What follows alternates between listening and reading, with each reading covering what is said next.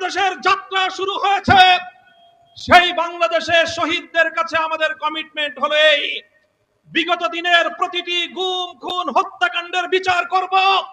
আমরা বিচার করব 2009 সালের পিলখানা ট্র্যাজেডির, আমরা বিচার করব আল্লামা দেলোয়ার হোসেন সাঈদীকে মিথ্যা মামলার মাধ্যমে রায় দিয়ে প্রায় শত প্রাণকে ঝরিয়ে দেওয়া গণহত্যার, আমরা বিচার করব শাপলা চত্বরে সংগঠিত গণহত্যার, আমরা বিচার করব বিরোধী দলীয় দেশপ্রেমিক নেতৃবৃন্দকে মিথ্যা মামলার মাধ্যমে জুডিশিয়াল কিলিং এর নামে প্রতিটি হত্যাকাণ্ডের, আমরা বিচার করব 2021 সালের মোদী বিরোধী আন্দোলনে শাহাদাতপ্রাপ্ত বীর শহীদদের, আমরা বিচার করব 2024 সালের প্রতিটি হত্যাকাণ্ডের ইনশাআল্লাহ। যদি বিএনপি এই বিচার হত্যাকাণ্ডগুলোর যথাযথ বিচার করতে না পারে, আগামীর বাংলাদেশের কাঠগড়ায় বিএনপিকে আসামির কাঠগড়ায় দাঁড়িয়ে যেতে হবে। 24-এর বিপ্লব পরবর্তী বাংলাদেশে বাংলার তরুণদের হৃদয়ের স্পন্দন, বাংলাদেশের কিংবদন্তি তরুণ নেতা শরীফ ওসমান হাদীকে হত্যা করে হত্যাকারীরা ভারতে গিয়ে জামাই আদরে প্রতিপালিত হচ্ছে।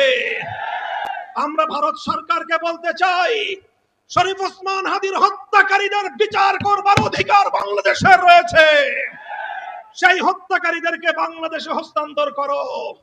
যদি তোমরা সেটা করতে ব্যর্থ হও, আমরা ভারতকে সেজন্য অভিযোগের কাঠগড়ায় দাঁড় করিয়ে দেব।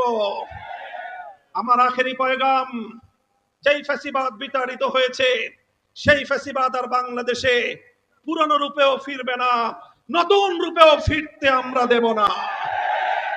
আমরা বলতে চাই, জুলাই বিপ্লবের চেতনাকে সমুন্নত রাখতে জুলাই জাতীয় জাদুঘর, অন্তর্বর্তীকালীন সরকারের আমলে যেই জাতীয় জাদুঘর প্রতিষ্ঠিত হয়েছে, যার আয়োজন সম্পন্ন হয়েছে, বর্তমান সরকার সেই জুলাই জাতীয় জাদুঘর, যেটা জুলাই বিপ্লবের অন্যতম স্মারক হবে, সেই জাতীয় জাদুঘর নিয়ে টাল বাহানা করছে।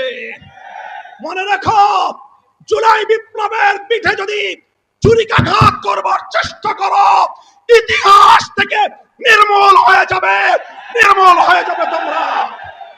ইনশাআল্লাহ আমাদের শপথ হবে আজকের, রক্ত দিয়ে কেনা জুলাই, রক্ত দিয়ে আমরা রক্ষা করবো ইনশাআল্লাহ।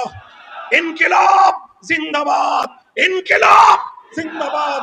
আসসালামু আলাইকুম ওয়া রাহমাতুল্লাহ।